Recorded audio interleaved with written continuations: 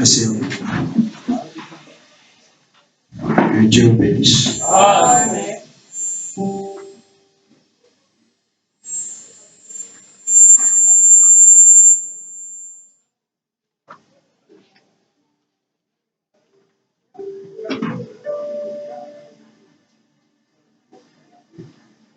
Je vous salue au nom du Seigneur Jésus-Christ. Amen.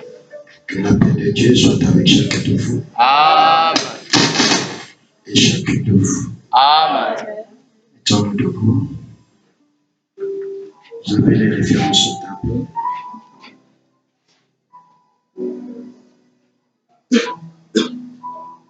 Nous allons d'abord commencer par lire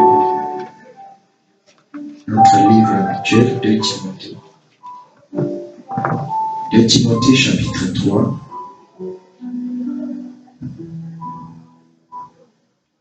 Nous allons continuer avec notre enseignement. 2 Timothée chapitre 3. Une prophétie accomplie aujourd'hui. 2 Timothée chapitre 3, versets 1 à 9, une prophétie accomplie aujourd'hui. Lisons. Sache que dans les derniers jours, il y aura des temps difficiles. Car les hommes seront égoïstes. C'est Paul qui s'adresse à Timothée. Et il lui dit pourquoi il y aura des temps difficiles. Car les hommes seront égoïstes, amis de l'argent, fanfarons, hautains, blasphémateurs, rebelles à leurs parents,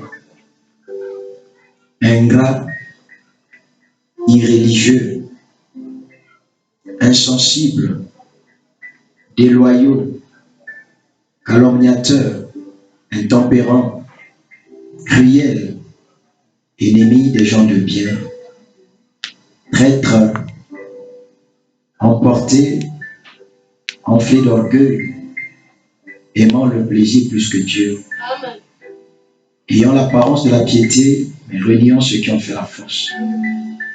Éloigne-toi de ces hommes-là. Il en est parmi eux qui s'introduisent dans les maisons et qui captivent des femmes, un esprit faible et borné, chargé de péché, agité par des passions de toute espèce. Apprenons toujours, nous ne pouvons jamais arriver à la connaissance de la vérité. De même que Janès et Jambres s'opposaient à Moïse, de même ces hommes s'opposent à la vérité, étant corrompus d'entendement, réprouvés, donc rejetés, en ce qui concerne la foi. Et ils ne feront pas de plus grands progrès, car leur folie sera manifeste pour tous, comme le fut celle de ces deux hommes, donc Janès et Jambres. Prenons dans Luc 16. Toujours venir avec vos Bibles à l'église.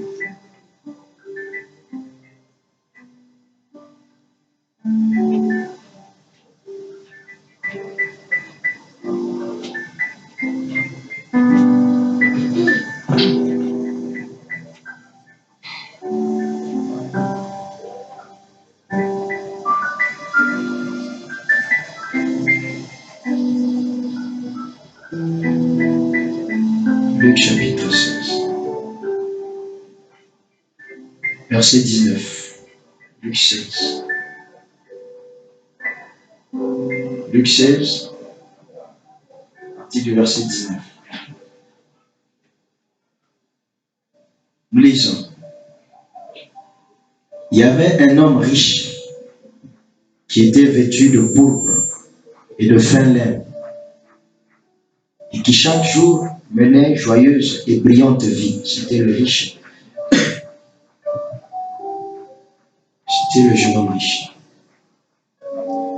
Il y avait un homme riche qui était vêtu de pourpre et de fin lin et qui chaque jour menait joyeuse et brillante vie. Un pauvre nommé Lazare était couché à sa porte. couvert d'ulcères et désireux de se rassasier des miettes qui tombaient de la table du riche. Et même les chiens venaient encore lécher ses ulcères. Le pauvre mourut et il fut porté par les anges dans le sein d'Abraham. Le riche mourut aussi et il fut enseveli. Dans le séjour des morts,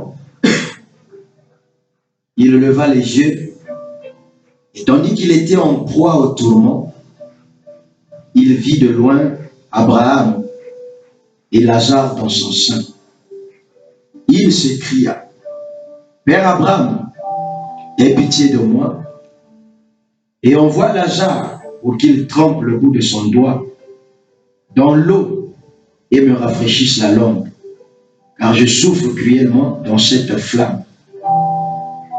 Abraham répondit: Mon enfant, souviens-toi que tu as reçu tes biens pendant ta vie, et que Lazare a eu les maux pendant la sienne.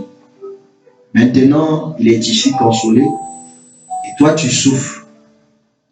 D'ailleurs, il y a entre nous et vous un grand abîme, afin que ceux qui voudraient passer d'ici vers vous, ou de là vers nous, ne puissent le faire.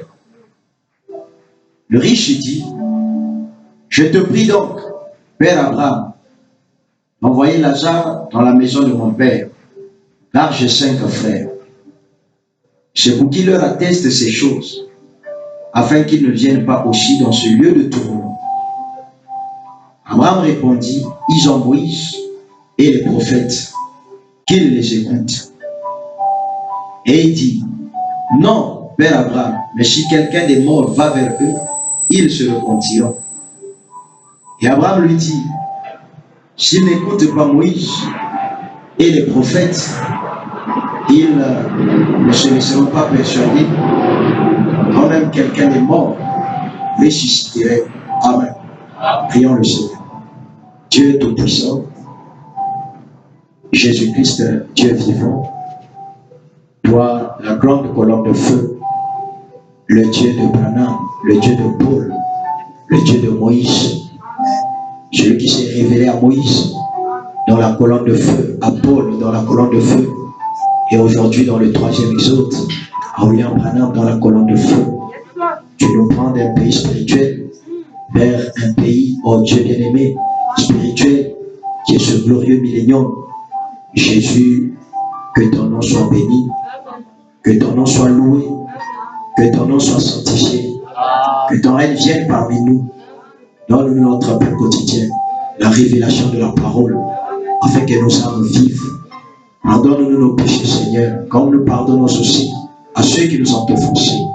Du mal, délivre-nous. Viens par la prédication de l'évangile, remplir nos âmes du Saint-Esprit et nous délivrer, Seigneur, de toutes les puissances de Satan.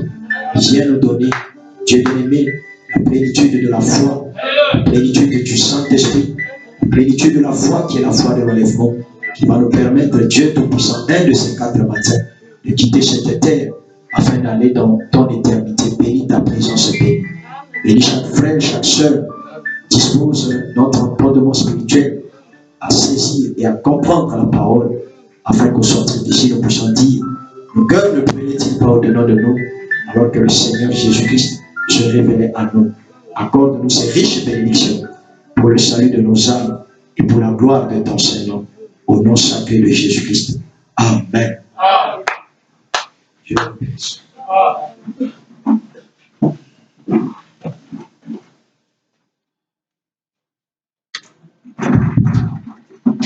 Okay. Nous sommes très heureux. Nous sommes très heureux.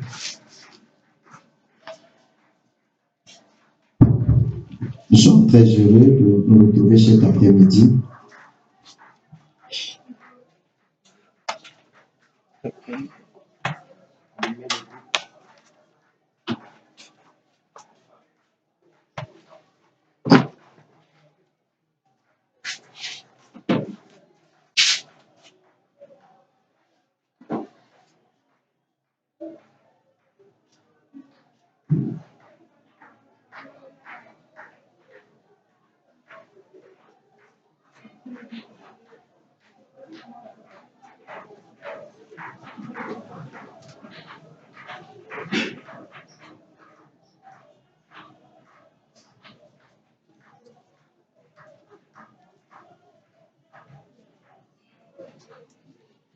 Je disais tout à l'heure que nous sommes très heureux cet après-midi de nous retrouver de nouveau dans la maison du Seigneur pour adorer notre Dieu. Amen. Et cet après-midi, nous allons continuer avec notre enseignement. 2 Timothée chapitre 3, une prophétie accomplie aujourd'hui. Nous allons aborder le 9e point. Et le 9e point, ce sont les hommes qui seront insensibles.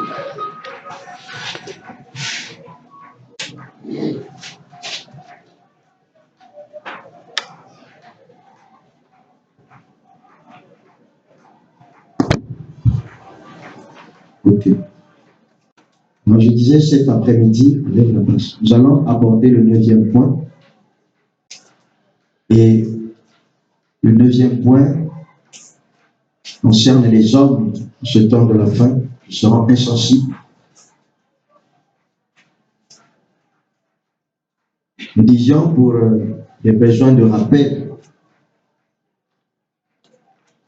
que dans 2 Timothée, c'est une lettre que Paul adresse à son fils spirituel, qui est Timothée. Levez la base. Enlevez la base. Allô. Allô. Mettez le volume. Ok, c'est bon. 2 Timothée chapitre 3, versets 1 à 6.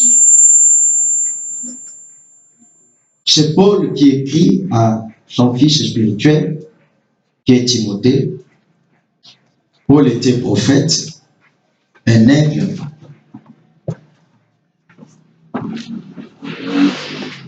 Et la révélation vient au prophète. Frère Branham dit que Paul, qui était un aigle, il était monté en vision dans la dimension de Dieu. La dimension de Dieu qui est la vision. Et Paul a fait une vision. Et lorsqu'il a fait cette vision-là, la vision lui a montré les temps de la fin. Et Frère Branham dit que les temps de la fin, ce sont les 2 derniers 2000 ans que l'Église est en train de vivre sur la terre. Alors Paul voit les temps de la fin. Et lorsqu'il voit les temps de la fin, Paul prend sa plume. Il explique cette vision-là à Timothée. Et Frère Branham dit que Dieu a montré à Paul la condition qui sera celle de l'Église à la fin des temps.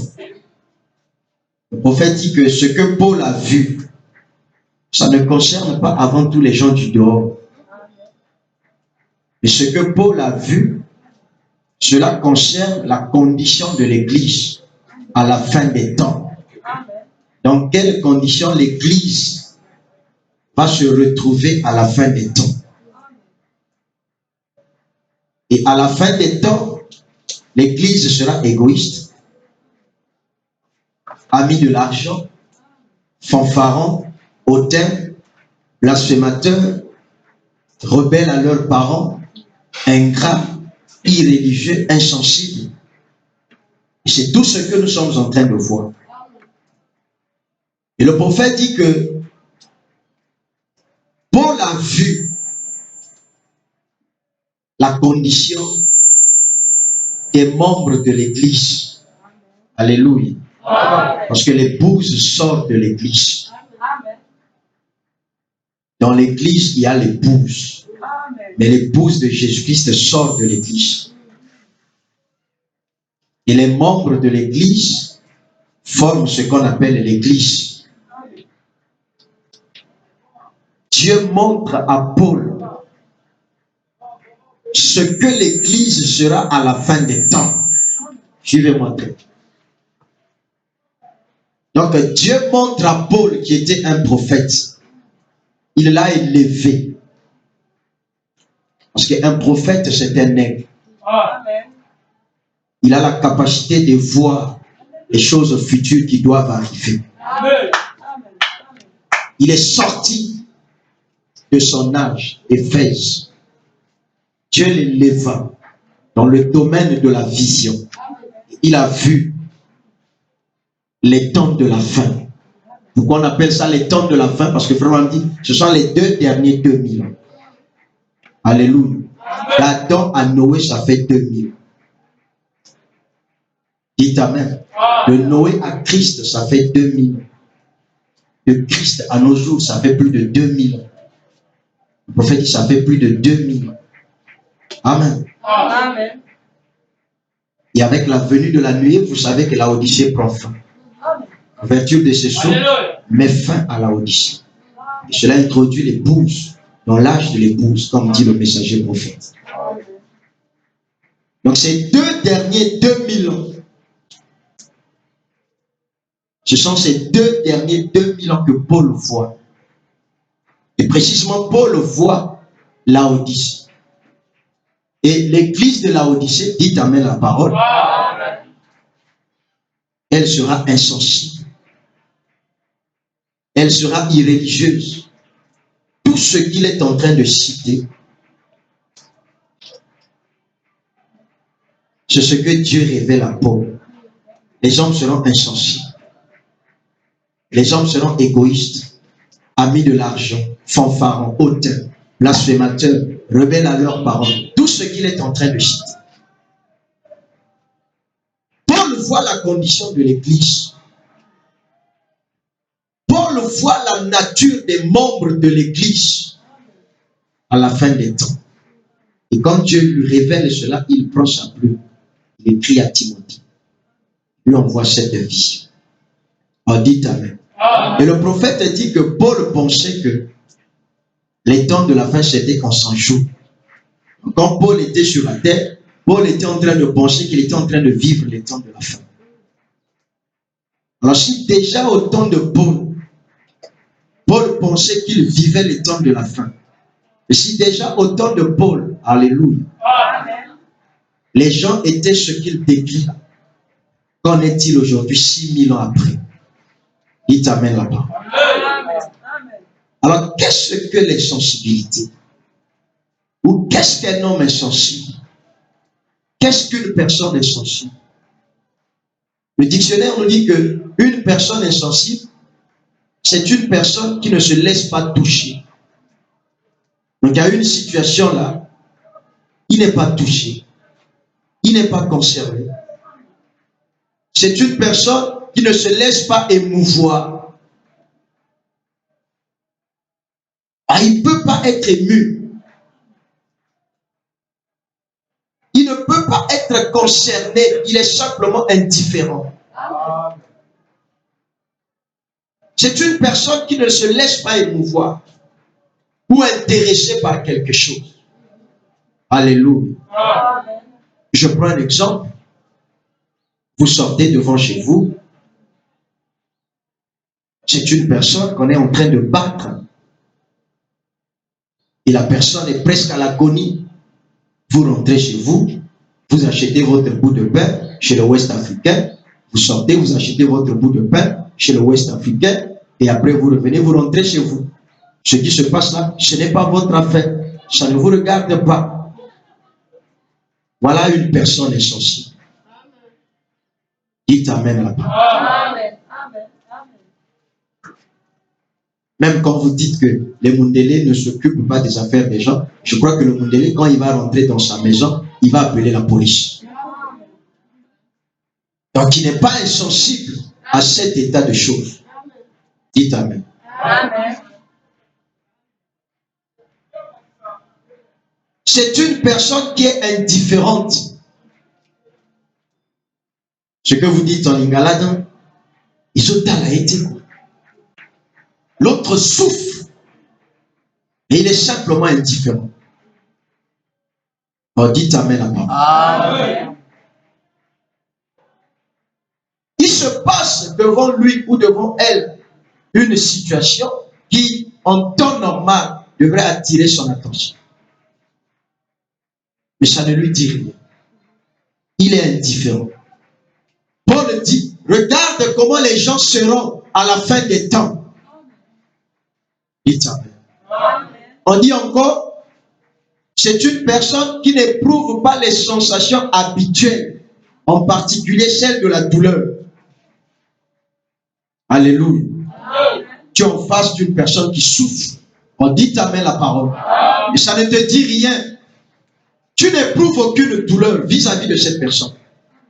Voilà pourquoi nous avons lu dans Luc 16, versets 19 à 31. Il s'agit du jeune homme riche ou l'homme riche et le pauvre Lazare.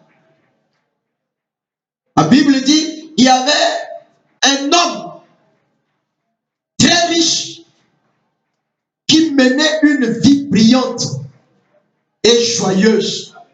Alléluia. Amen. Une vie brillante et joyeuse. Mais à côté de lui, il y avait un homme pauvre qu'on appelait Lazare. Le pauvre Lazare.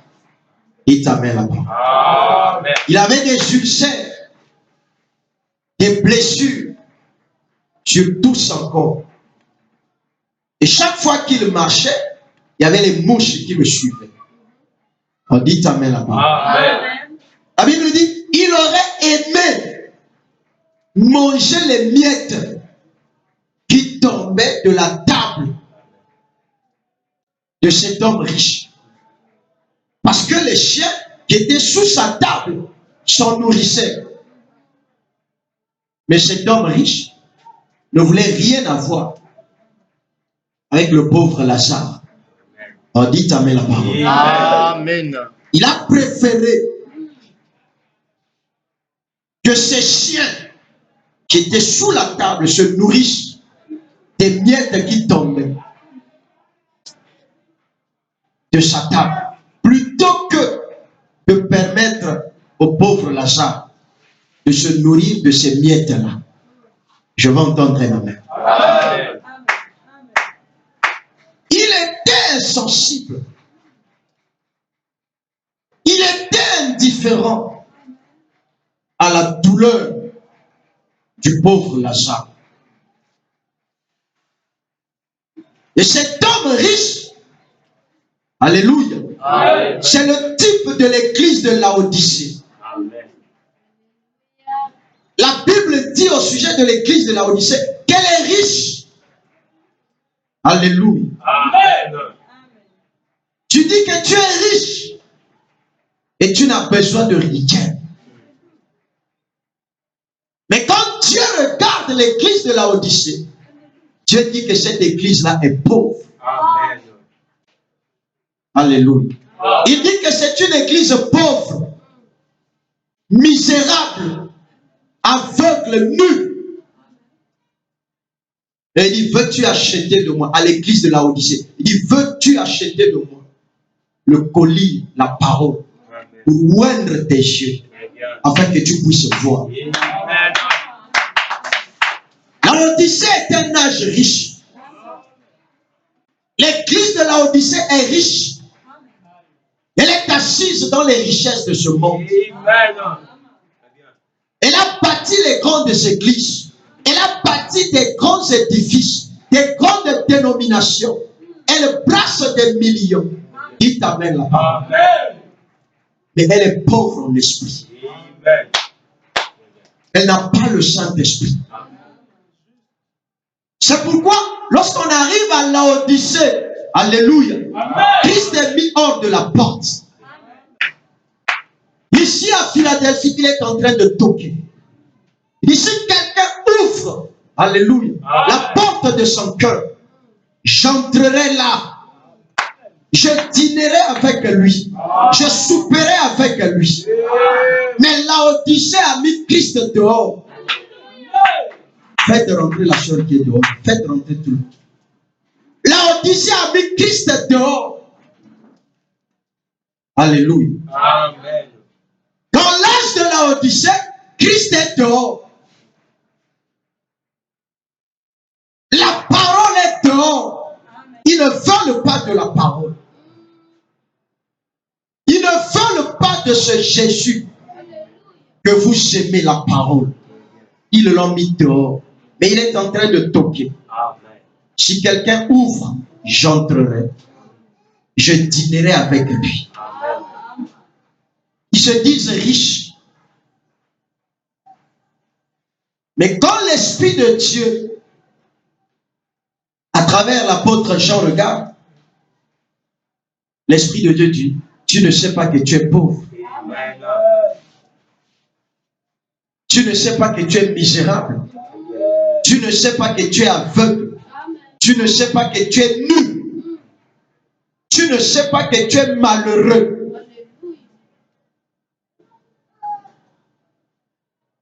Tu ne sais pas que tu es mort. Viens acheter de moi, Christ de la parole, le colis, afin de oindre tes yeux, pour que tu puisses voir. Amen. Cet homme riche, il est le type de l'église de Laodicée. Cette église-là, dites amen à la parole, qui a rejeté la parole. Cette église qui a un cœur cruel. Cette église qui est indifférente à la parole. Cette église qui est indifférente à Dieu. Cette église qui est indifférente, dites amen frère, aux choses sacrées de Dieu. Elle est indifférente vis-à-vis de l'épouse de Christ. Dieu dit, viens acheter de moi le colis pour appliquer dans tes yeux, pour que tu puisses voir. Et les Laodicéens, ils sont aveugles. Frère, on dit, pour les gens, ils ont vu la même chose.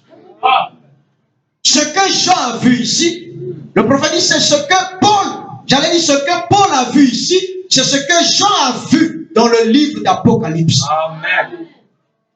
Jean a vu la condition de l'église de Laodicée. Paul également a vu la même chose.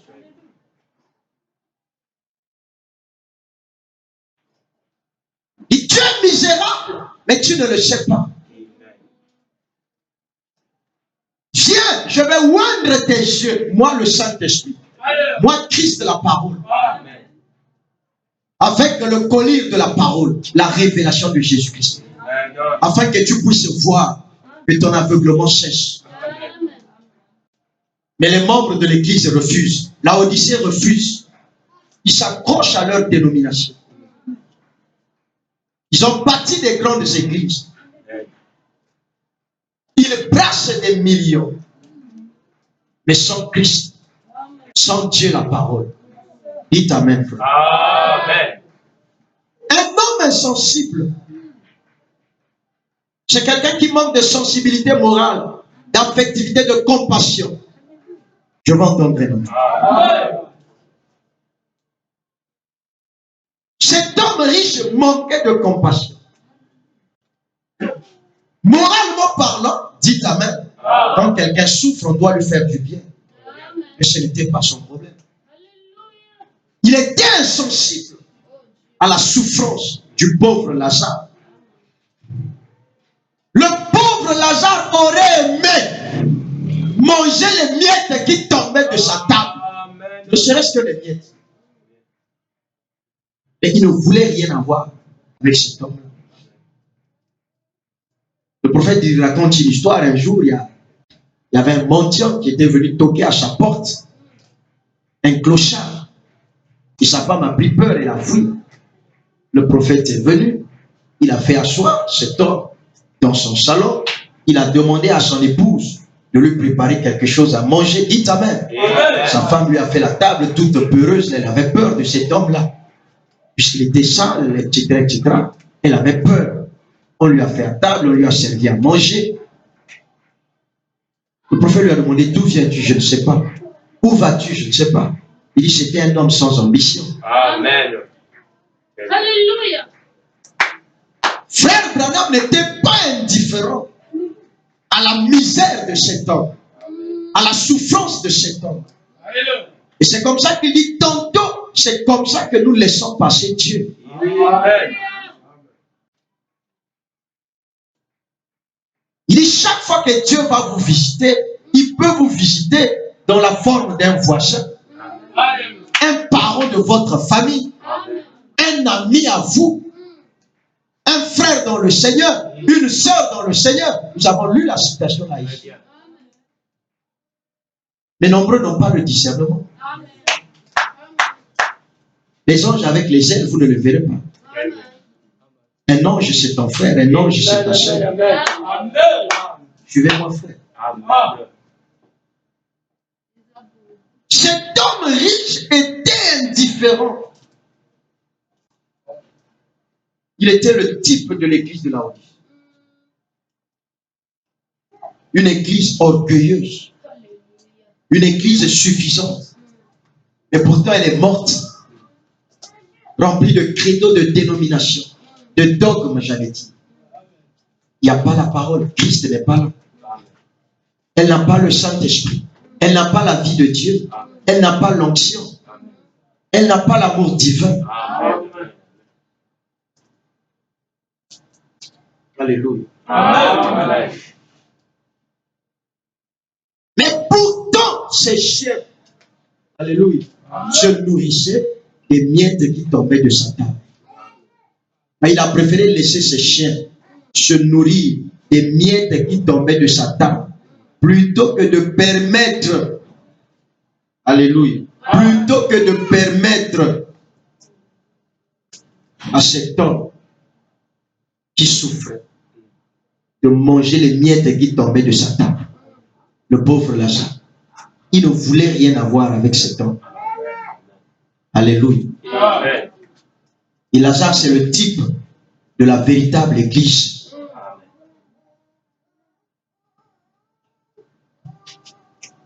Nous étions des gens indignes. L'indignité du péché. Mais il y a un homme, frère, qui a traversé les corridors de la gloire. Amen, amen. Il est allé à la croix. Et il a payé le prix. Amen. Le prix de ta rédemption. Amen. Ainsi, je ne suis pas indigne. Je suis digne. Parce que Christ a payé le prix. Le sang de Jésus intercède nuit et jour pour me rendre digne. Et le sang de Jésus a fait de moi un fils et une fille de Dieu. Le baptême du Saint-Esprit dans mon âme. Amen. C'est pourquoi n'écoute jamais Satan qui te dit que Dieu est indigne. Et cet après-midi, Dieu te dit que tu es digne.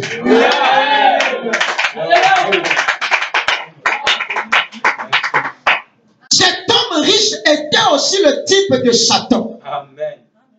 Qui disait à Lazare, tu n'es pas digne de manger à ma table. Tu n'es pas digne de souper avec moi.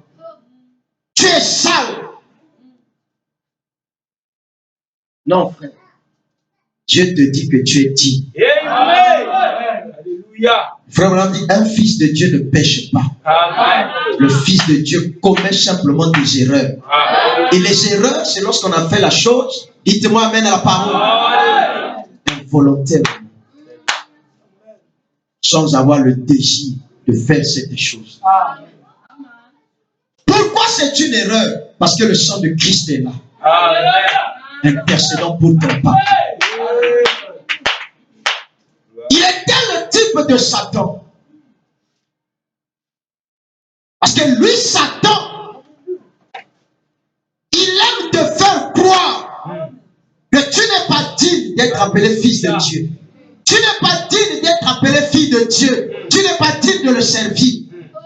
Amen. Même là où tu es assis, il t'a dit avant de venir, tu n'es pas digne d'aller dans sa maison. Parce que tu as fait ça. Dans l'imitation du christianisme, frère, on raconte une histoire. Il s'agissait de deux serviteurs de Dieu. Amen. Qui échangeaient, qui communiaient. Deux prédicateurs. L'un a posé la question à l'autre. Alléluia. Amen. Est-ce qu'un homme peut aller au ciel? Est-ce qu'un homme peut être sauvé? Au point où il ne vole pas, il ne triche pas, il ne boit pas, il ne fume pas. Dites amen, frère. N'ayant pas trouvé de solution, ils sont venus voir le prophète. Frère Branham, c'était des prédicateurs. Est-ce qu'un homme peut aller au ciel?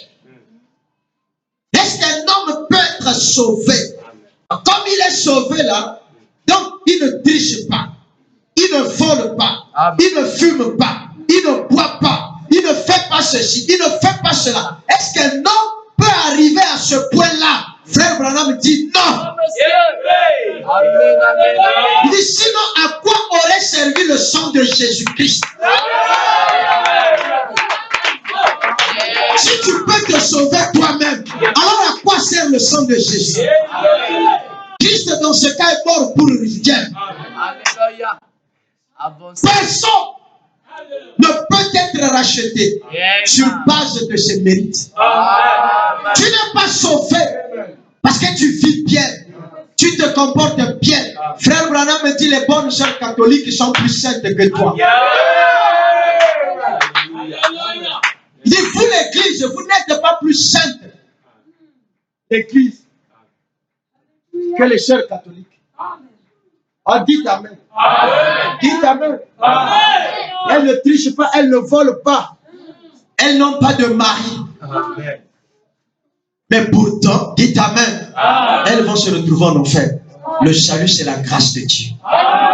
Par Jésus-Christ, notre Sauveur. N'écoutez jamais le diable. Mais écoutez ce que Dieu vous dit. Parce que lui, Satan, c'est un accusateur. Amen. Il est venu accuser Job. Job, certainement que tu as péché. Alléluia. Même la femme de Job a dit, maudit Dieu et meurt. Job a dit, ne parle pas comme une insensée. Ne parle pas comme une folle. Frère Branham fait remarquer quelque chose. Il dit, vous voyez, Job n'a pas dit que ne parle pas, tu es folle. Non. Il a dit, ne parle pas comme une folle. Job n'a pas dit de sa femme qu'elle était folle. Amen. Mais ne parle pas comme une folle. Quelqu'un qui a perdu la raison. Une insensée. Parce que tu ne sais pas ce que tu es en train de dire. Amen. On ne se moque pas de Dieu. Dieu exige le respect. Les trois amis de Job, les Eliou et autres, les accusateurs de Job, ils sont venus pour accuser Job. Job, certainement que tu as péché. Dieu t'a frappé. Alléluia. Amen. Mais Job savait, parce qu'il était prophète. Amen. Job savait que Dieu était en train de lui faire passer par une épreuve. Amen. Il t'a mis la parole. Amen. Quand il a triomphé de l'épreuve, Frère Branham me dit que ces trois amis-là, pour leur bénédiction, devaient aller vers Job, le prophète, qu'il puisse prier pour eux, Amen. afin que Dieu ne retienne pas ce péché-là contre eux. Amen. Parce qu'ils ont accusé un prophète de Dieu d'avoir péché, là où Dieu était en train de le faire passer par une épreuve. Amen. Tu peux souffrir aujourd'hui, mais ce n'est pas la preuve que tu as péché. Amen. Tu peux être malade. La maladie peut prendre du temps, mais ça ne veut pas dire que tu as péché. Amen. Abraham a passé 25 ans dans la stérilité. Abraham n'avait pas péché. Sarah a fait 25 ans. Sarah n'avait pas péché. L'Écriture ne nous dit pas le nombre d'années que Job a passé dans cette épreuve. Nous lisons l'épreuve de Job, l'épreuve de Job, l'épreuve de Job. Mais l'Écriture ne nous dit pas combien d'années Job a fait dans cette épreuve-là. Et pourtant, par la révélation, Job savait que Dieu était avec lui. Alléluia. La révélation, c'est ce qui vainc Satan. Et c'est ce qui vaincra Satan chaque fois. Et ce message, dit le frère Branham, c'est la révélation de Jésus-Christ qui est venu à nous. Amen. Qui est ce Messie. Amen. Alléluia. Amen.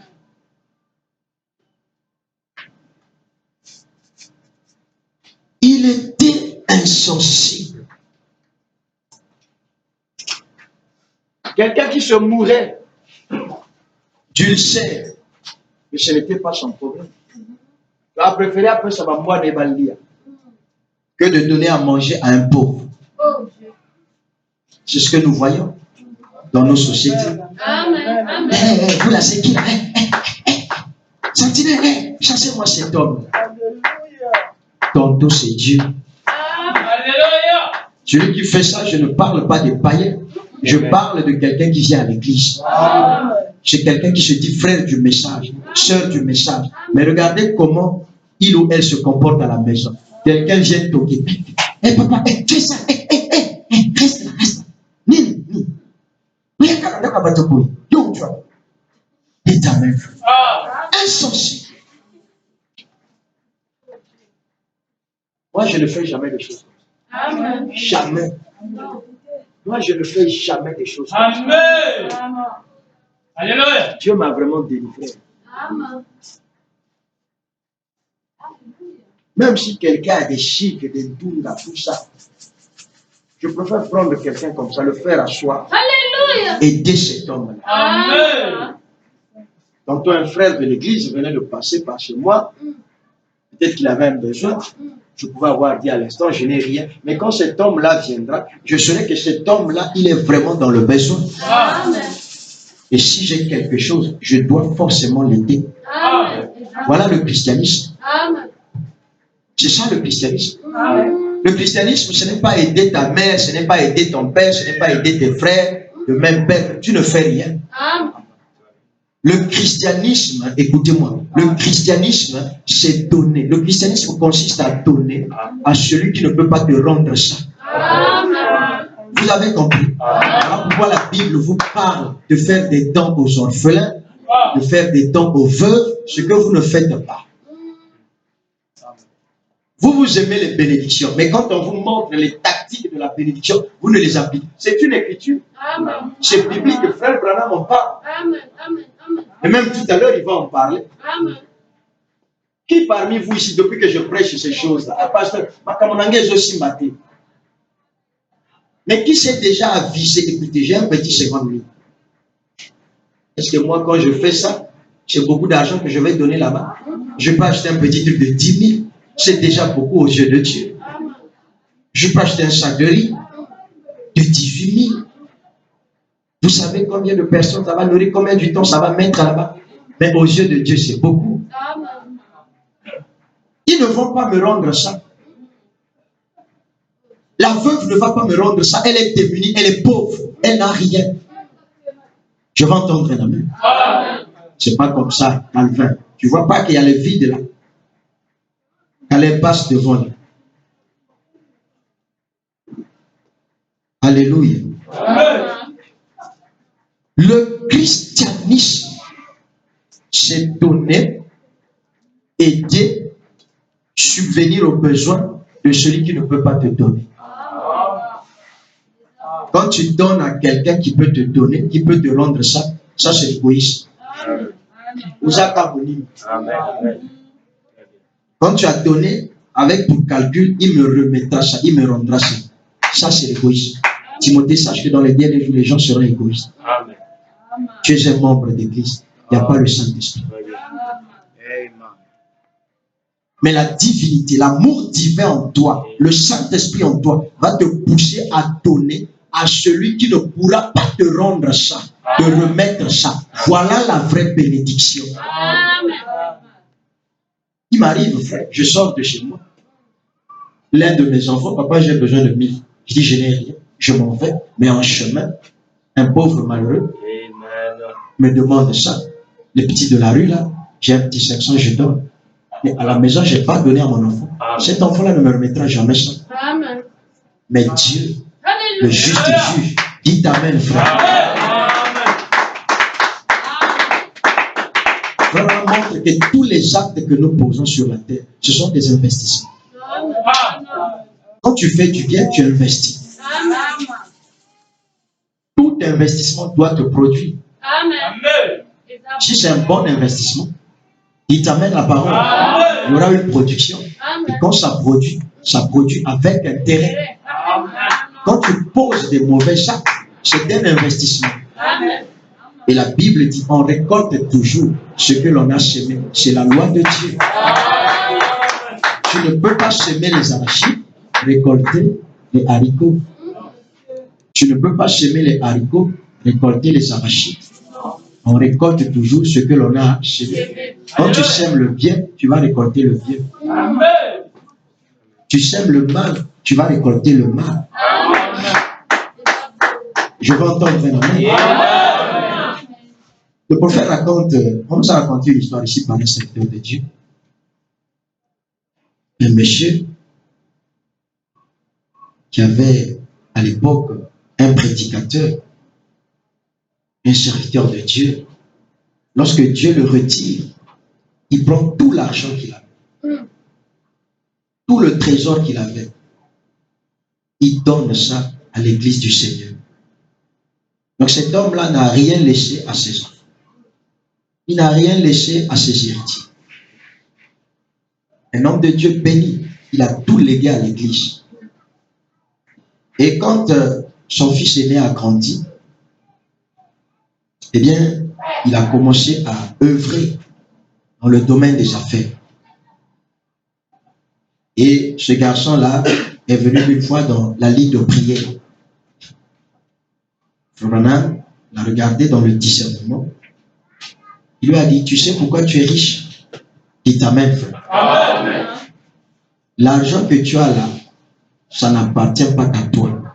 L'argent que tu as, ça t'appartient à toi et à tous tes frères. Amen. Si Dieu t'a béni, c'est parce que ton père qui était un serviteur de Dieu, avant de quitter cette terre, il a pris toute sa richesse, il l'a légué à l'église. C'est pourquoi Dieu, en guise de récompense, il t'a béni. Donc, par rapport à ce que ton père a fait, Dieu t'a béni comme ça. Donc, l'argent que tu as là, c'est l'argent de votre père. Donc, ça appartient à toi et à tous tes frères. Dites amen, frère. Et lui dit, chaque soir, quand tu vends à ta station d'essence, ton père vient te visiter. Alléluia. Amen. Alléluia. Amen. Alléluia. Et c'est seulement tu vas voir. Prends même 5 000 francs. Dieu ne sait pas la quantité. Dieu ne sait pas la quantité. Il sait que tu n'as que ça. Et ces 5 000 francs-là, pour toi, ça représente même 5 millions. Dieu le sait. Les gens venaient mettre l'offrande dans ce bois-là. Mais quand Jésus a regardé l'offrande de cette vieille dame, il a dit de toutes les personnes qui ont donné, c'est elle qui a donné la meilleure offrande à Dieu. Parce qu'elle a donné ce qu'elle avait. Elle n'avait que ça. Or, les autres ont donné leur surplus. Dieu ne bénit pas le surplus. Moi, j'enseignais sur les dîmes, les sacrifices, les offrandes et les vœux. Dieu ne bénit pas le surplus. Quand vous donnez à Dieu le surplus que vous avez, Dieu ne bénit pas ça. Dieu attend de vous bénir. Quand tu n'as que 500. Mais lui aussi, dans ces 500 francs-là, il a besoin de sa part. C'est là que Dieu attend les gens. C'est là que Dieu reconnaît les véritables chrétiens et les véritables chrétiennes. Or, il y a des gens qui disent, je servirai Dieu, je bénirai Dieu. Quand Dieu va me bénir, c'est-à-dire quand Dieu va me donner beaucoup. C'est pourquoi Dieu ne bénit pas les gens. Et on pense que Dieu ne bénit pas les gens. La bénédiction, c'est une épreuve. La bénédiction, c'est une épreuve. Quand Dieu descend, il dit, moi d'abord. Il a dit à la veuve de Sarepta, alors qu'il s'apprêtait à bénir cette veuve. Il a dit, moi d'abord. Vraiment dit, Dieu est descendu dans la forme du prophète Élie. Il dit, moi d'abord. Fais-moi d'abord un gâteau. Je vais manger. Je vais boire. Mais mon Seigneur, il ne me reste qu'un peu d'huile, un peu de farine. Je mange, moi et mon enfant, nous mourrons. Dis-moi d'abord. Ton problème là, ce n'est pas mon problème. Les raisons que tu me donnes là, c'est toutes les raisons que vous donnez à Dieu. Dieu n'est pas là-dedans. Les raisons que vous venez donner à Dieu pour bénir Dieu, Dieu n'est pas là-dedans. Élie a dit, moi d'abord. Vous voyez que Dieu voulait bénir cette dame. Mais quand cette bénédiction-là vient, elle devient une épreuve. L'épreuve après la bénédiction. Parce que la bénédiction, dites Amen, c'est un mérite.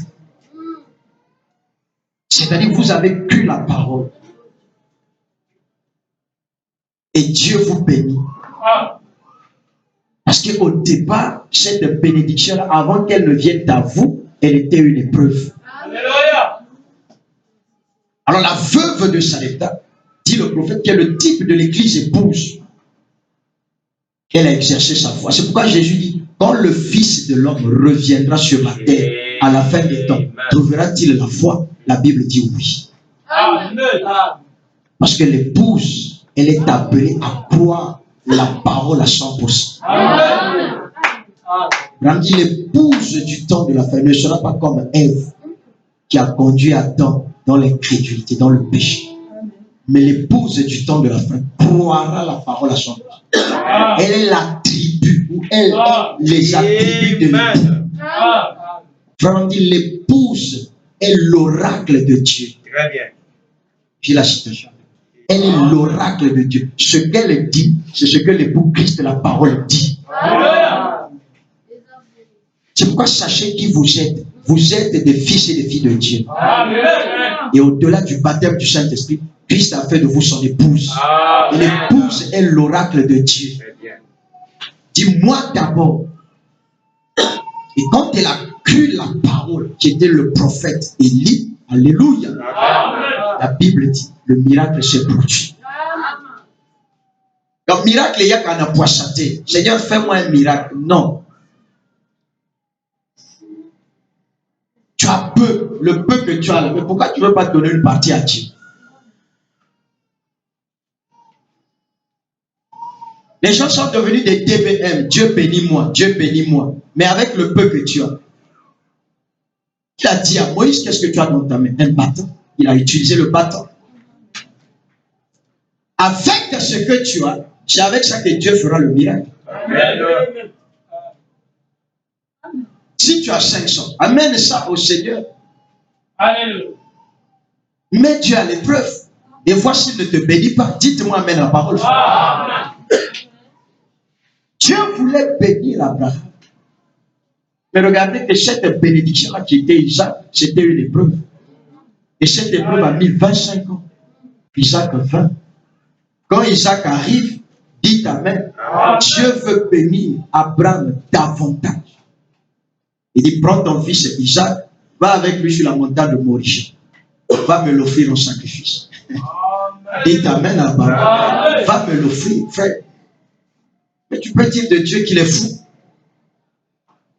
Si c'était toi et moi, on allait renier cette vision-là. Ouais. L'enfant que j'ai mis 25 ans à attendre, et quand il arrive, ça c'est quel Dieu qui me dit d'aller le tuer. C'est pas Dieu, ça c'est le diable. Je vous dis que même si c'était moi le pasteur d'église, j'allais dire que c'est le diable. Je vais entendre un homme. Écoutez la foi d'Abraham. Et nous sommes la sémence royale d'Abraham. Nous croyons la parole comme Abraham a cru la parole. Abraham ne douta point par incrédulité. Écoute-moi, toi qui attends les grandes bénédictions, tu ne veux rien donner à Dieu. Achat parcelle, rien. Loyer église, rien. Ceci, rien. Cela, rien. Et quelle est ta place ici? Quel est ton rôle ici? En quoi tu es membre de Délivrance Tabernacle? Puisqu'en tant que membre, dites amen. En tant que membre, frère Branham dit, le membre, c'est celui qui paye ses dîmes, qui apporte ses offrandes, qui soutient tous les programmes de l'église, qui est présent quand le pasteur prêche, qui supporte son église en tout. Amen. Maintenant, toi, en quoi tu es membre de Délivrance Tabernacle? Ici, tu n'es pas là. Ici, tu n'es pas là. Quand le pasteur voit toutes les listes, il n'y a pas ton nom. Mais tu veux que Dieu te bénisse? Non, ça ne se passe pas comme ça.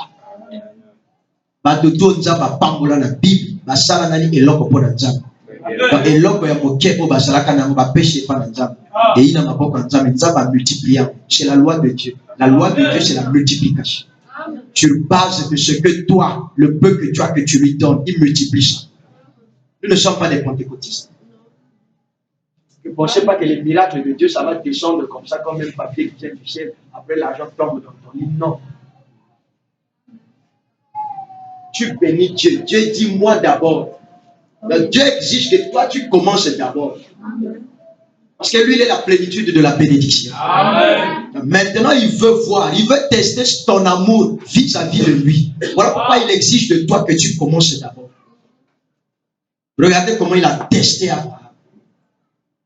Voilà pourquoi il est identifié comme le père de la foi. Chaque fois, sa foi n'a pas failli. Il monte sur la montagne de Morisha. Dites Amen. Son fils Isaac lui dit, mais papa, je vois le bois. Alléluia. Je vois le feu. Mais où est le sacrifice? Il t'amène, frère. Je vois le bois, je vois le feu. Mais où est le sacrifice? Il a bâti l'autel. Où est le sacrifice? Abraham dit, l'Éternel se pourvoit. Alléluia.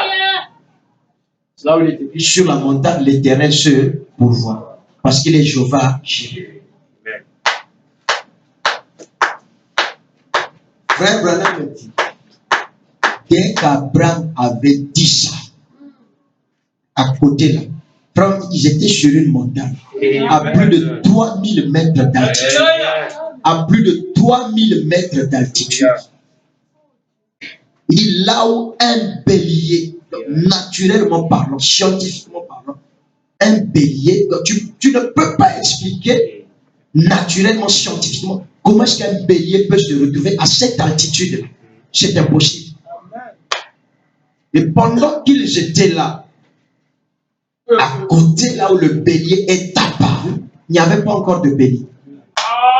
Et quand Isaac lui demande, et Isaac c'est le type de Christ, mais je vois le bois, je vois le feu, où est le sacrifice? Abraham répond, l'Éternel se pourvoit. Dès qu'Abraham a dit ça, le bélier est apparu. Frère Branham dit, vous voyez, c'est la foi d'Abraham qui avait créé le bélier qui était apparu là. La foi, c'est une puissance créatrice. Et l'épouse a la foi d'Abraham. C'est pourquoi nous avons reçu Dieu dans la chair humaine. Alléluia. Il a pris Isaac. Il a ligoté Isaac. Attaqué Isaac d'abord. Dites Amen. Ton propre fils, frère. C'est pas facile. Hein? Il a ligoté Isaac. Les pieds et les mains. Il a placé Isaac sur l'autel. Alléluia. Amen. Mais Isaac a dû penser que ça. Amen. Amen. Isaac, frère m'a dit, il avait autour de 15 ans, 10 ans comme ça. Il a pris son couteau. Le prophète dit, dès qu'il a soulevé sa main, quand il a voulu enfoncer le couteau, dit Amen. L'ange de l'Éternel l'arrête. Cet ange-là que vous voyez, dans cette colonne de vie, il arrêta la main d'Abraham. Abraham, ne tue pas ton fils Isaac. Car maintenant, je sais que tu m'aimes. Tout ce temps-là, Dieu ne savait pas qu'Abraham l'aimait. Dieu qui est Dieu, il ne savait pas qu'Abraham l'aimait. Non, Dieu aime tester les gens. Frère, on dit que quand tu dis que tu aimes Dieu, Dieu viendra éprouver ton amour vis-à-vis de lui. Il dit, quand tu dis que tu aimes le pasteur, Dieu viendra éprouver cet amour-là. Tout amour doit être testé. C'est la loi de Dieu. Oh, j'aime le pasteur. Il dit, on a pour le pasteur dans beaucoup de fois. Vous pouvez dire, reste calme. Dieu viendra éprouver ça. Dieu peut permettre que le pasteur fasse quelque chose qui va t'attrister pour voir si réellement toi tu l'aimes. Parce que c'est comme ça que Dieu fait. Il aime éprouver l'amour que tu as vis-à-vis de ton frère, vis-à-vis de ta soeur. Abraham, maintenant je sais que tu m'aimes. Alléluia. Prends le bélier qui est là. Sacrifie le bélier à la place d'Isaac. Et quand Isaac descend, quand Abraham descend de la montagne, Dieu l'a richement béni. La Bible dit qu'Abraham était béni en troupeau. La Bible dit, c'est le mot que la Bible emploie. Abraham était très riche. Riche en troupeau, riche en ceci, riche en cela, riche en ceci, riche en cela. Dites amen. Plein de serviteurs.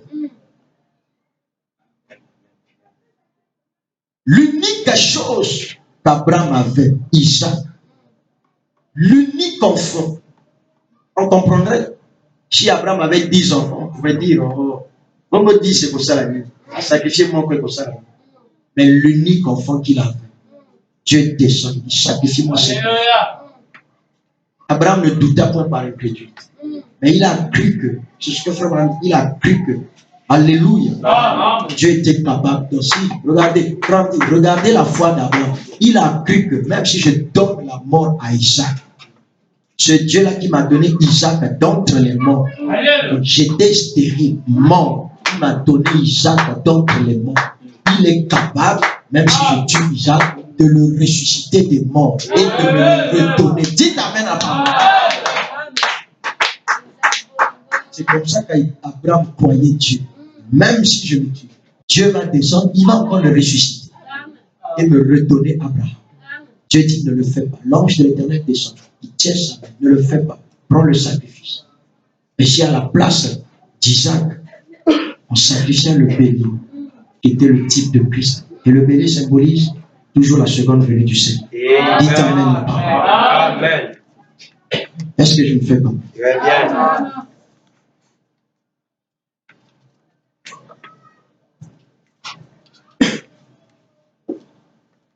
Le jeune homme riche, il était insensible.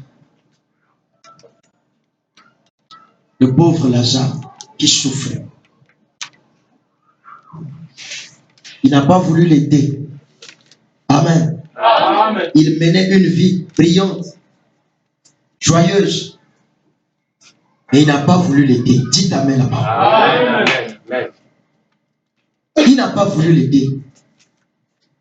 Alléluia. Amen. Il l'a laissé dans sa misère, insensible,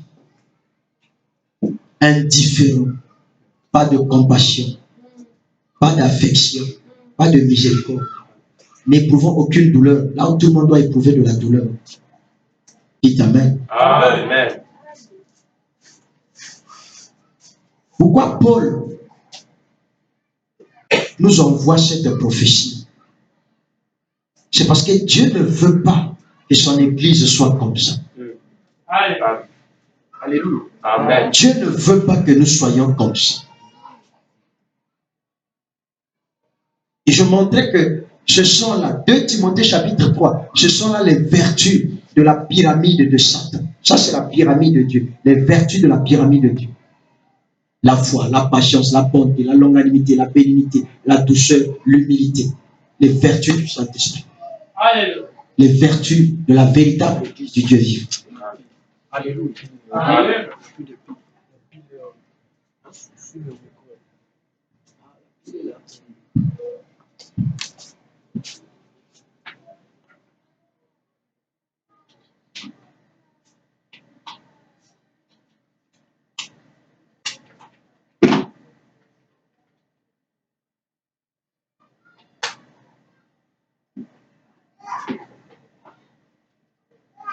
Comment tu me dis, il n'y a qu'à veiller de prière. Aujourd'hui, il n'y aura pas veiller de prière. Ça, c'est des esprits. Il n'y aura pas veiller de prière. On va finir là, on rentre à la maison. Dites amen. Amen. Suivez. Vous avez la pyramide de Dieu, la foi, la vertu, la connaissance, machin, machin. Satan aussi a sa pyramide. Amen. Et c'est ce que Paul est en train de décrire. La fausse église. Arrangez le volet. La fausse vie. Elle est égoïste. Elle est amie de l'argent. Elle est fanfaron. Elle est hautaine, cette église-là. elle est insensible, elle est rebelle, blasphématrice, ingrate, insensible. Ça, c'est la pyramide de l'église de Satan. Amen. Et Dieu veut que son église ne soit pas comme ça. Alléluia. Dans Galates 6, il est dit, les fruits, or les fruits de l'esprit sont la bonté, la douceur, la bénignité, la patience, la joie, la simplicité. Dieu n'est pas contre cela. Amen.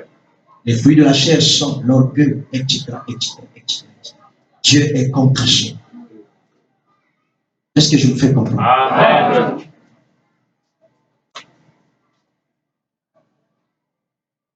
Et il s'est trouvé que le pauvre Lazare est tombé malade. Il est décédé. La Bible dit, les anges l'emportèrent dans le sein d'Abraham. Alléluia. Les anges l'emportèrent dans le sein d'Abraham. Quelque temps après, l'homme riche aussi trouva la mort. Et il est allé, dit Amen, Amen. au séjour des morts. Arrivé là-bas au séjour des morts, la Bible dit, il était tourmenté par les flammes qui étaient là-bas au séjour des morts. Ce que vous appelez l'enfer. L'enfer n'existe pas encore, dit le prophète. L'enfer sera crié. Il était allé au lieu de tourment. Alléluia. Amen. Et tourmenté par les flammes. Quand il a levé les yeux, la Bible dit, il a vu le Père Abraham. Amen. Vous voyez? Avant que Christ ne verse le sang. Avant que Christ ne verse le sang, vous avez, ça c'est la Bible. Ça c'est le sein d'Abraham.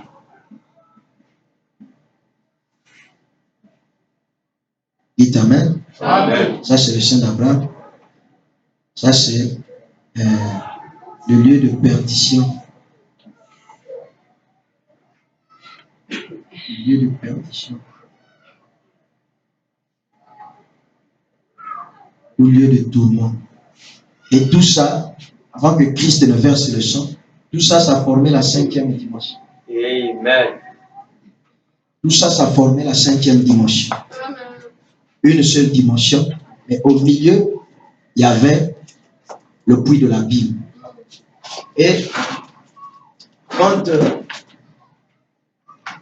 le pauvre Lazare meurt, il va dans le sein d'Abraham. Quand Christ verse le sang, le sein d'Abraham devient la 6e dimension. Amen. Amen. Devient la 6e dimension, ce que les gens appellent le paradis. Bien. Dites Amen. Amen. Mais avant que le sang ne soit versé, tout ça, ça formait une seule dimension. C'était la 5e dimension. Et quand le riche Lazare, le pauvre Lazare meurt, il va dans le sein d'Abraham, se repose. Le riche meurt, dites Amen. Il vient ici, là où il y avait les flammes de feu, le lieu de tourment. Et quand il lève les yeux, regarde de l'autre côté de la Bible, il voit le Père Abraham. Il dit, Père Abraham, Père Abraham. Oh, c'est beau de lire ça. Alléluia. Il y avait un homme riche qui était vêtu de pourpre et de fin lin et qui chaque jour menait joyeuse et brillante vie. Écoutez. Un pauvre nommé Lazare était couché à sa porte, couvert d'ulcères. Il désirait de se rassager des miettes qui tombaient de la table du riche, et même les chiens venaient encore lécher ses ulcères. Le pauvre mourut et il fut porté par les anges dans le sein d'Abraham. Le riche mourut aussi et il fut enseveli. Dites Amen. Il y a une différence.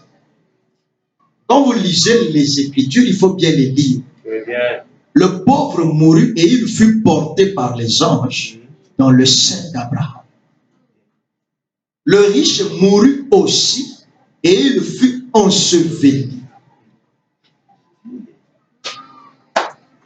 On n'a pas dit la même chose du riche avec le pauvre. Le riche meurt aussi comme le pauvre Lazare, mais à la différence, le pauvre Lazare, alléluia. Amen. Jésus a dit, heureux les pauvres en esprit, car ils verront Dieu.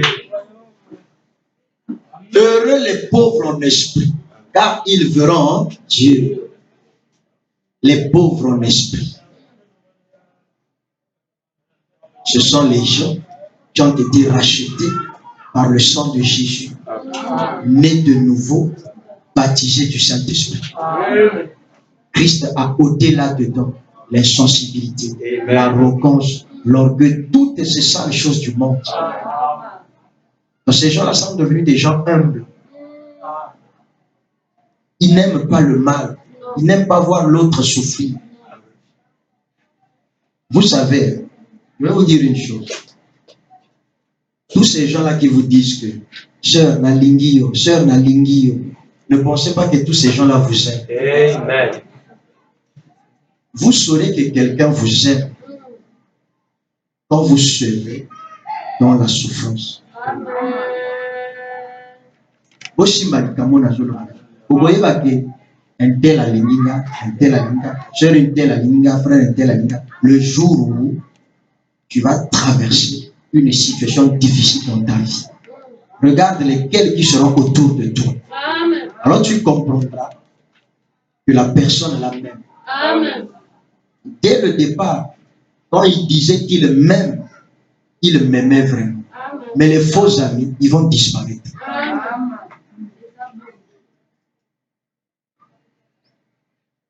Dites Amen là-bas. Amen.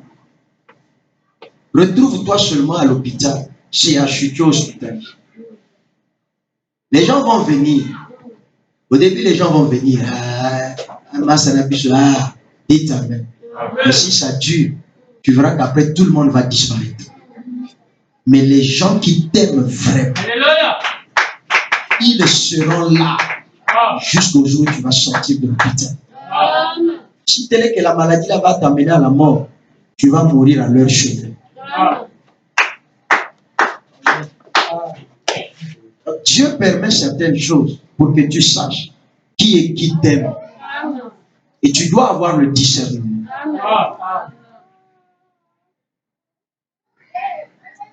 Alléluia. Amen.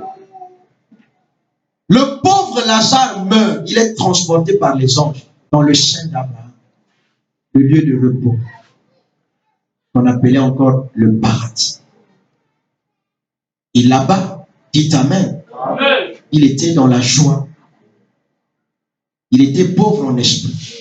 C'est-à-dire que son séjour sur la terre, il a servi le Seigneur.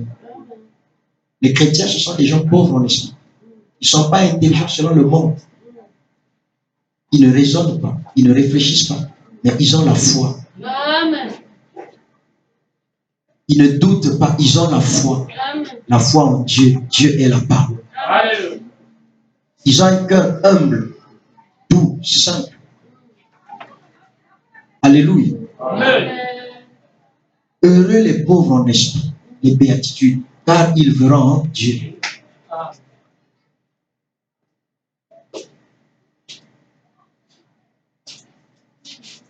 Le riche mourut aussi, et il fut enseveli. Alléluia. Pourquoi on écrit enseveli? C'était pour montrer qu'il était perdu. C'était pour montrer que son âme était perdue. Alléluia. Mais le pauvre Lazare est transporté. Vous voyez? Enseveli, c'est le geste d'enterrer en bas. Je ne sais pas si vous comprenez.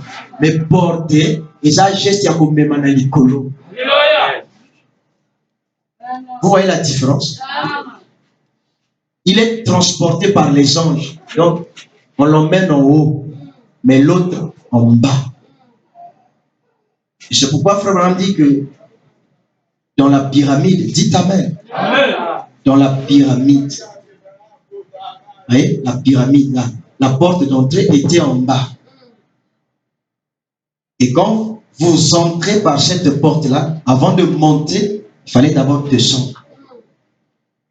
Et le prophète montre que si vous ne saviez pas descendre, si vous glissez, vous allez directement dans les lieux souterrains. Et les lieux souterrains ou la chambre souterraine, c'était le type de la 5e dimension. Ici, c'était le noir. C'est le lieu de la perdition. Donc, la façon de monter, c'était d'abord de descendre et après vous remontez. Dieu résiste aux orgueilleux. Il fait miséricorde aux humbles. C'est pourquoi Dieu aime les humbles. La façon de voir Dieu, il faut s'abaisser. On ne voit pas Dieu lorsqu'on est pompeux, lorsqu'on est monté, lorsqu'on est arrogant. Quand vous voyez un homme arrogant, il n'a pas Dieu. Il ne connaît pas Dieu. Je connais un monsieur dans mon quartier, il me respecte beaucoup. Il a beaucoup de biens dans ce quartier. Dieu l'a beaucoup béni. Là, il est en train de construire même une maison à étage. Chaque fois qu'il passe, pasteur, Dieu vous bénisse, pasteur, Dieu vous bénisse. Un garçon très riche, jeune, très riche. Je crois que je suis même plus âgé. Très, très riche. Travaille à la présidence. Il est en bas. Amen. Amen. Et il est d'une simplicité extraordinaire. Chaque fois qu'il passe, pasteur, bonjour, pasteur, bonjour. L'autre fois, il a présenté à sa femme, c'est le pasteur. Et un jour, il m'a dit, pasteur, vous savez que moi aussi, je suis un rétrograde du message. Je lui ai dit, tiens, tu as connu le message? Je dis, oui. Moi, j'ai cru le message en France. Je suis un rétrograde. J'ai dit, je viendrai, on va parler. Seulement, il est trop pris, trop pris. Alléluia. Amen. Trop pris. Il dit, pasteur, on va parler. Pasteur, on va parler. Alléluia. Amen. Quand quelqu'un a contacté la sémence du message dans sa vie, Alléluia. le message, on ne peut pas s'en débarrasser. Parce que le message, c'est Dieu lui-même. Amen. Alléluia. Dans le séjour des morts, il leva les yeux. Et tandis qu'il était en proie au tourment, il vit de loin Abraham et Lazare dans son sein. Dites Amen. Écoutez ce qu'il va dire. Il s'écria, Père Abraham, aie pitié de moi et envoie Lazare pour qu'il trempe le bout de son doigt dans l'eau et me rafraîchisse la langue. Car je souffre cruellement dans cette flamme. Et vivez la parole. Madame dit, il y a un enfer à éviter. Un chien là-bas. Alléluia. L'Ifélo et Jali, c'est une vérité scripturelle. Et il y a un enfer à éviter, un ciel à. Et c'est la parole, le vieux bateau de Sion, la colonne de feu, qui te ramènera au ciel. Abraham répondit, mon enfant, souviens-toi que tu as reçu des biens pendant ta vie. Donc sur la terre, tu étais bien, tu étais heureux, Dieu t'avait béni. Et que Lazare a eu les maux pendant la sienne, donc pendant sa vie sur la terre, Lazare a souffert. Alors dites Amen. Amen. Tu penses que comme tu souffres là, Dieu ne te voit pas? Dieu te voit. Dieu voyait Lazare. Alléluia. Amen. Dieu voyait Lazare, c'est ce qu'il est en train de dire.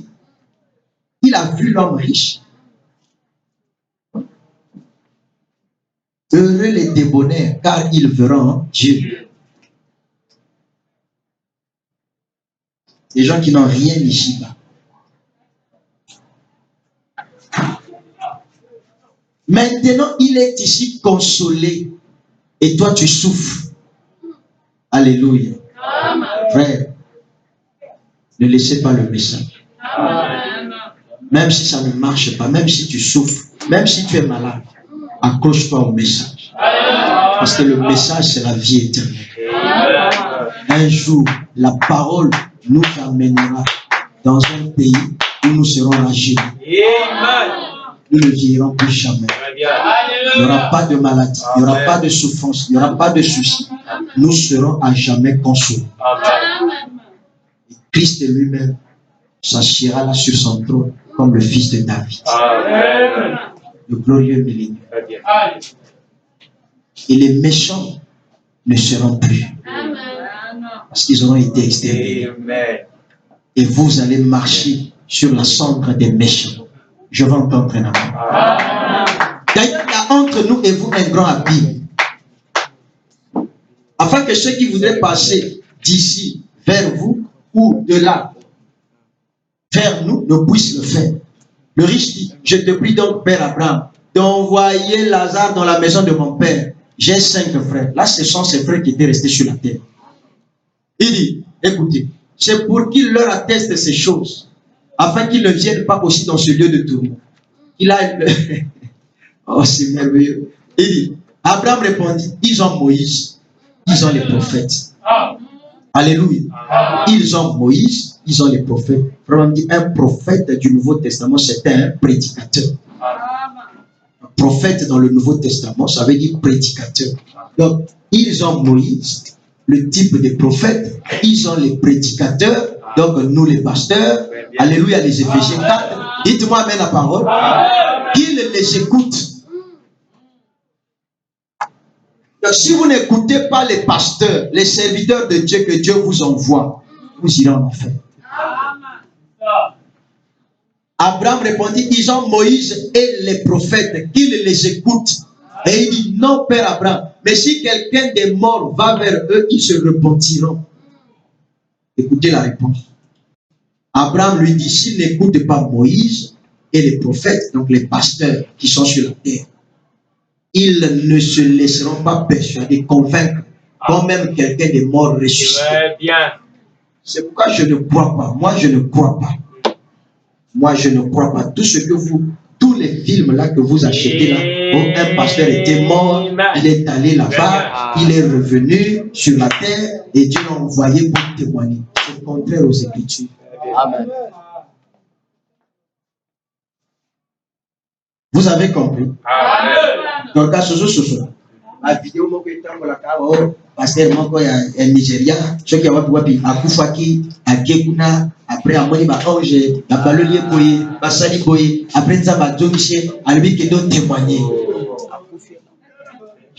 Ne croyez pas ça. Croyez le prophète. Croyez la Bible. La Bible, je reprends la Bible. Abraham lui dit, s'il n'écoute pas Moïse, alléluia, Moïse était sur la terre. Et les prophètes, un prophète dans le Nouveau Testament, c'est le type du prédicateur. S'il n'écoute pas Moïse, prophète, et les ministres de Dieu qui sont sur la terre, ils ne se laisseront pas persuader, convaincre, quand même quelqu'un des morts ressusciterait pour leur dire, laissez le mal. Ils ne vont pas s'en convaincre. Et depuis que ces gens-là quittent le lieu des morts pour revenir sur la terre, combien de convertis ont déjà fait? On dit amen. Amen. Mais il y a ce qu'on appelle une mort clinique. Il y a la mort clinique. Quelqu'un est là dans le coma, mort clinique, cliniquement la personne est déclarée morte. Mais le cœur bat encore. Yeah. Vous avez en Europe des gens comme ça qu'on a gardés dans les hôpitaux, ça fait 10 ans, 15 ans, 11 ans dans le coma, mort clinique. Donc cliniquement la personne est morte. C'est parce qu'en Europe, les gens n'ont pas Dieu. Ils ont rejeté Dieu, ils ont rejeté le Saint-Esprit. Là-bas, c'est la science. Vive la science. Mais si c'est dans des pays comme les nôtres, et qu'un homme comme ça trouve la grâce d'avoir un serviteur de Dieu qui va le soutenir tout le temps à l'hôpital, dans les prières, même pas un serviteur de Dieu, il a sa soeur qui est chrétienne, son frère qui est chrétien, qui prie pour lui. Mais vous verrez cet homme revenir à la vie. On vous déclare mort quand le cœur cesse de battre. Mais quand vous êtes dans le coma, le cœur continue à battre. Vous n'êtes pas mort. Allez dans les grands hôpitaux en Occident. Vous avez des gens comme ça. Ça fait 10 ans qu'il est là. Et on n'a pas le droit de lui donner la mort. Voilà pourquoi le fameux débat sur l'euthanasie. Est-ce qu'il faut donner la mort, par exemple, à un malade? Vraiment, il y a beaucoup de vraiment, docteur a dit il y a des médecins qui sont contre, d'autres qui sont pour. Et c'est un grand débat. Et l'Assemblée doit légiférer, prendre des lois pour dire oui ou non, nous sommes contre ou pour l'euthanasie. Parce que même si tu lui donnes la mort, avec les lois actuelles, c'est une infraction pénale. C'est un homicide. Dites amen à la parole. Va t'arrêter. Vous avez des cas de cancéreux. Vraiment, la mort est là. La personne sait que je vais mourir. Mais la mort aussi ne vient pas. Et la personne exige la mort. Vraiment, docteur, mettez-moi, je ne sais pas quelle injection là, que je meure. Et il ne peut pas le faire. La Bible aussi dit personne n'a le droit d'arracher la vie à l'autre. Parce que même à la dernière minute, si un chrétien vient là, Dieu peut faire grâce. Mais comme en Europe, ils ne connaissent pas Dieu. Alléluia. Vous me suivez?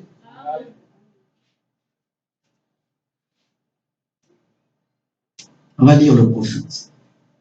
Et à qui le bras de l'Éternel a-t-il été révélé? Cleveland, Ohio, USA, jeudi 24 août 1950. Paragraphe 24, nous lisons. Il y a beaucoup de choses que nous pouvons faire avec l'argent. Si seulement nous, les Américains, nous voulons le faire. Il dit, savez-vous cela? C'est vrai. C'est là qu'on a vraiment besoin. C'est là qu'on en a vraiment besoin. Là où on souffre. Donc chez nous en Afrique, on a vraiment besoin d'argent. Là où on souffre et où on est dans le besoin. Alléluia. Il y a beaucoup de choses que nous pouvons faire avec l'argent. Aider les gens qui souffrent. Subvenir aux besoins des pauvres. Aider les orphelins dans les orphelinats.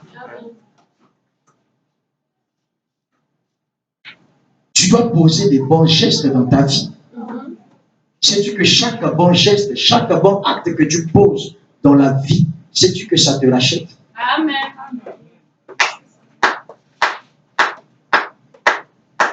Hier, j'ai vu un enfant de la rue. Quand je suis allé avec ma femme au marché, faire le marché à Soukissa.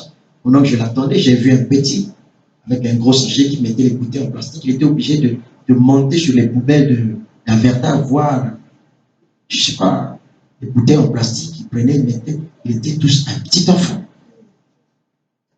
Un petit enfant. J'ai fouillé dans mes poches. Malheureusement, j'étais sorti sans argent. Je n'avais rien. J'ai beaucoup regretté cela. Ça m'a fait tellement mal. Un beau garçon, tout petit, mais il a déjà des cicatrices parce que bon, c'est un enfant abandonné, un enfant de la rue. Mais quand vous le regardez bien, vous comprenez que cet enfant, s'il avait des parents qui s'occupaient de lui, qui l'entretenaient, il serait un beau garçon.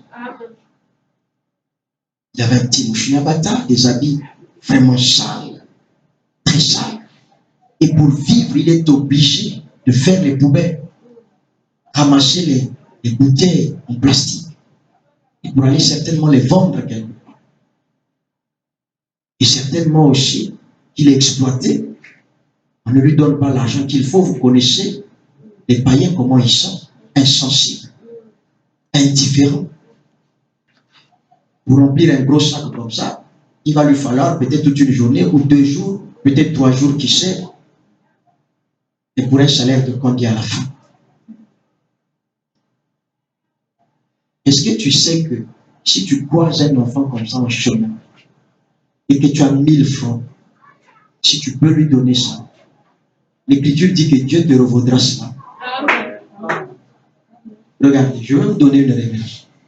Chaque fois que tu pratiques le mal, si tu as pratiqué la mabé 10, ça c'est, j'explique ça pédagogiquement pour la bonne comprendre.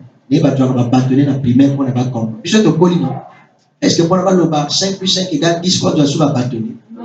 Moi, dans mon téléphone, tu vas bâtonner à début. Donc, si tu vas m'appeler 10, Oyo Sali. Mais un seul bien que toi, tu as fait, il faut annuler par ma béwa. Je veux que quelqu'un applaudisse.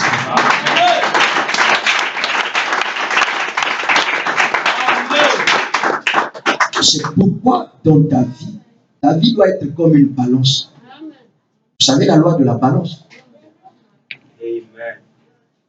Ça doit être équilibré. Alléluia. S'il y a plus de poids de l'autre côté, la balance se penche. Amen. Si c'est de l'autre côté, elle se penche également de l'autre côté. Et si c'est équilibré, dites Amen. Amen. La balance est au milieu. Amen. Ça, c'est la justice.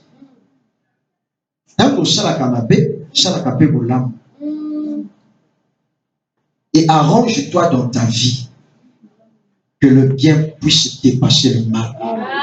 Mais je t'apprends que dans le bien, il y a beaucoup de vertu.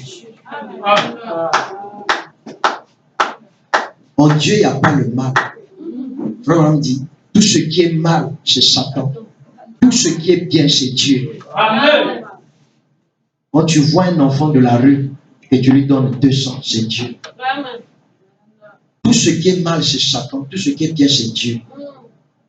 Quand tu vas à l'hôpital, je suis allé à l'hôpital pour mes yeux, tout et tout le temps où j'étais en train d'attendre d'avoir reçu mon épouse. Elle aussi, elle va bientôt porter les lunettes. C'est pas bon d'être d'un certain âge. Le temps où j'attendais, écoutez, une maman est venue, promotion de ma soeur Narcisse. Elle était debout et quand je l'ai vue, oh maman, Yakovan, je me suis levé, je suis encore jeune. Moi, je peux me lever, mais elle ne va pas supporter de rester debout pendant des heures. Insensible. Tu ne dois pas être insensible. N'oublie pas ce que tu fais à cette maman-là. Demain, quand ta maman ira certainement percevoir sa pension, il y aura aussi un jeune qui va lui céder la place. Parce que quelque part, toi, son fils, tu l'as fait. Prenez la manière de Dieu de travailler. Dites amen, frère. Je dis, maman, achète-toi. Elle a pris place. Je me suis mis debout. Ça a pris du temps avant qu'on ne m'appelle, mais j'étais heureux dans mon cœur d'avoir accompli un bon geste. Chaque fois que j'accomplis un bon geste, je suis très heureux. Et c'est ce que tu dois ressentir. Chaque fois que tu accomplis un bon geste, tu dois être heureux. Chaque fois que tu accomplis un mauvais geste, tu dois le regretter. C'est ce regret-là, dites amen, qui va te laver, qui va te justifier et qui va t'amener dans le bien. La bénédiction n'est pas loin.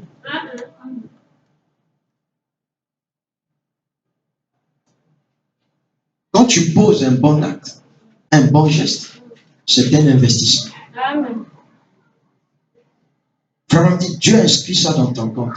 Quand vous ça l'appelle ma paix, c'est un investissement. Dieu inscrit ça dans ton compte. Quand le compte est déficitaire, est-ce que vous pouvez le retirer bon? Mais quand le compte est créditaire, vous pouvez retirer bon négoligi. Et le compte créditeur, c'est le bien que nous faisons à tout le monde. Donc les actes conformes à la parole. Et tu es sûr en ce moment-là que quand tu vas prier Dieu, Dieu va te remettre à ça. Dieu va te bénir. Mais quand ton compte est débiteur, Dieu ne peut pas. Si tu vas en banque, le banquier ne va rien te donner. Il va sortir le livret de banque. Il va te dire, monsieur, vous n'avez rien. Et c'est comme Dieu. Alléluia. Quand Dieu va tirer son livret, il va voir, monsieur, vous n'avez rien. Pourquoi voulez-vous que je vous donne de l'argent alors que vous ne m'en donnez pas?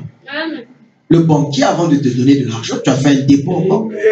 Ce dépôt-là produit des intérêts. Ou tu es salarié dans cette banque-là. Dites amen. On te donne ce que nous appelons, nous les agents de l'État, nous appelons, Sœur Afia, avant je suis salaire. Comment on appelait ça là? Hein? Découvert. Voilà. On te donne un découvert. On sait qu'à la fin du mois, dites amen. La grande entreprise qui est l'État, il va virer ton salaire là-bas. Ils vont récupérer leur argent avec un petit intérêt. Alors, comment voulez-vous que Dieu te bénisse? Comment veux-tu que Dieu te bénisse? Quand lui n'a rien. C'est la loi de Dieu. Qu'est-ce que tu as dans ta main? Le peu que tu as dans ta main, c'est ça que Dieu m'apprend. Shamgar, il avait, dites amen, un bâton dont il se servait pour faire marcher le bœuf, pour nettoyer la charrette à bœuf. C'est ça que Dieu a utilisé dans la main de Shamgar pour tuer 600 Philistins. Dieu ne prend que ce que vous lui donnez. Samson, il a pris sa force, il a donné à Dieu, Dieu s'en est servi. Dieu a dit, ok, comme toi tu me donnes seulement ta force, ton cœur tu le donnes à Delilah, d'accord, Dieu a pris la force, il a utilisé sa force. Mais comme il a donné son cœur à Delilah, cela l'a tué. Dans la vie d'une personne, Dieu a besoin que tu lui donnes ton cœur. Dieu veut prendre ton cœur parce que Dieu habite dans le cœur de l'homme. Là où Dieu habite, il a donné à Delilah. Delilah est venu habiter là et Delilah l'a tué. Et Dieu a utilisé la force de Samson parce qu'il pouvait emporter les portes de Gaza.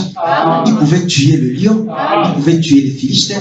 Seigneur, encore une fois que je meurs, moi et mes ennemis, Dieu a utilisé sa force et il est mort avec tous ses ennemis philistins. Dites amen la parole. Ce que vous donnez à Dieu, c'est ce que Dieu utilise. Je veux entendre un amen. C'est pourquoi la Bible dit, tu aimeras le Seigneur ton Dieu de toute ton âme, de tout ton cœur et de toutes tes forces. Toute ton âme, tout ton cœur, toutes tes forces. Force, ni misala maboko.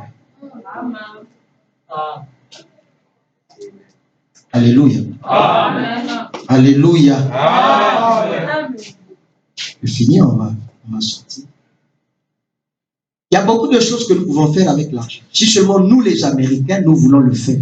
Savez-vous cela? C'est vrai. C'est là qu'on en a vraiment besoin. Là où on souffre et où on est dans le besoin. Il dit, de pauvres petits-enfants, Frère Gordon et moi, le Seigneur voulant vers Noël, on va effectuer un voyage là, en Afrique, pour voir ces petits-enfants. Dieu est miséricordieux envers nous, n'est-ce pas? Nous, les Américains, nous ne savons pas à quel point nous sommes heureux. Là, il parle d'eux, les Américains. Vous savez ce que Frère Branham dit, une citation que j'ai lue ici. Les hommes les plus riches sur la terre, ce sont les Américains. Ils mangent bien, ils roulent dans des belles voitures, ils ont des beaux habits, ils vivent dans des belles maisons. Et ce sont les hommes les plus riches, ils ont beaucoup d'argent. Ils dépassent tout le monde. Et cela est valable jusqu'à aujourd'hui. Il t'amène.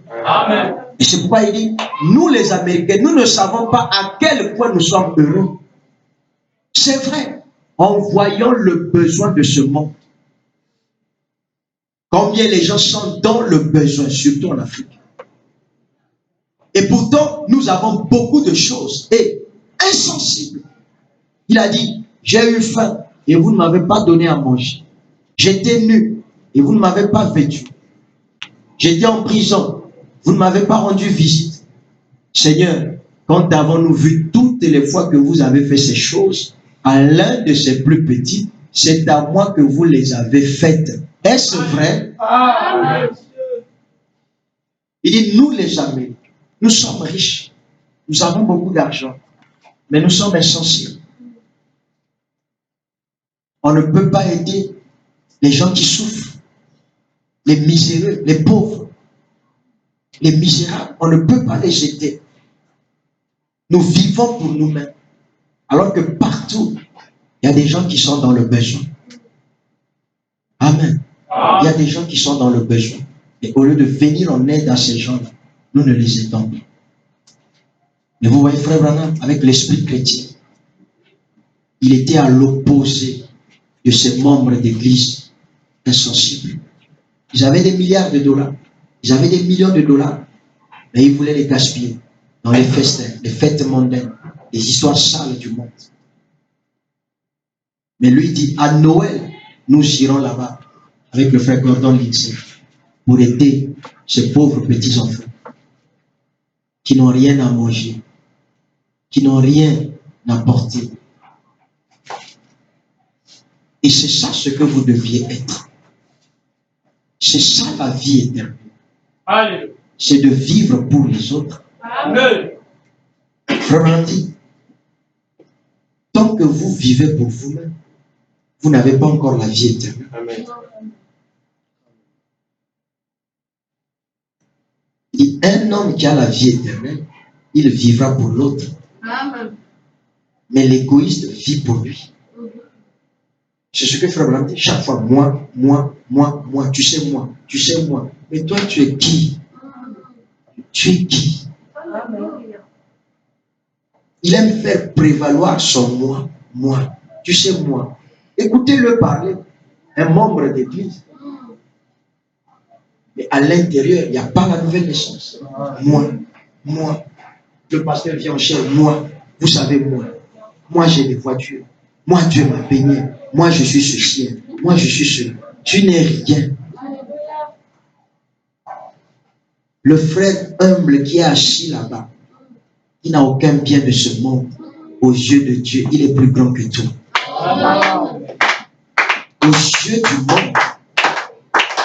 Aux yeux du monde, l'homme riche était un grand homme. Mais aux yeux de Dieu, il n'était rien.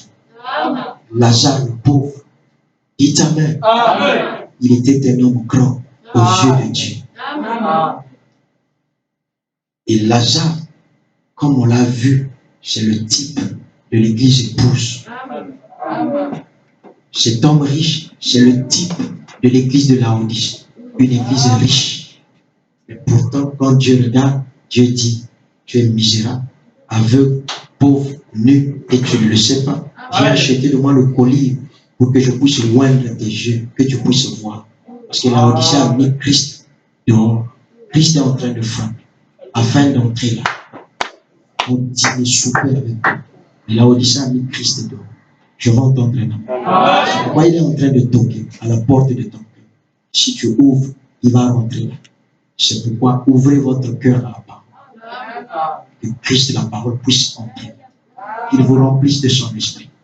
Et en ce jour-là, quand vous quitterez cette terre, les anges vous porteront. Les anges vont vous transporter dans ce royaume béni. Où Christ est notre roi, où Christ règne à nous. Que le Seigneur vous bénisse.